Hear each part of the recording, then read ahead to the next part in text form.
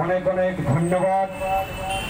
আমরা ওনার কাছ থেকে অনেক অজানা তথ্য জানতে পারলি যে আমরা ছটনাগপুরের বন কাটে, ঘুটু কাটে, ডাঙ্গা কাটে বাঘ ভালুকের সঙ্গে লড়াই করে জমিন তৈরি করার লোক বঠি। আমাদের পূর্বপুরুষের নারী গাদা আছে ৬৫,০০০ বছর আগে।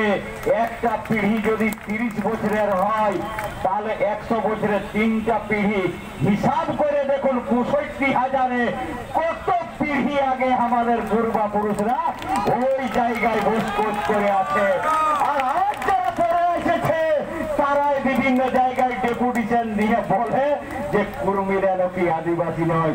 সেই জন্য বন্ধু আমাদের উকিল সাহেব বলে গেলেন আমাদের লড়াই কিন্তু সড়কলে সদন তক্ক পঞ্চায়েতলে সুপ্রিম কোর্ট তক্ক জারি থাকবে। থাকবে লড়াই। বাহ, আমরা যে পাতানা যে দলটাকে ডাকিয়েছিলি ওই ওরাকে মাথায় আসার জন্য অনুরোধ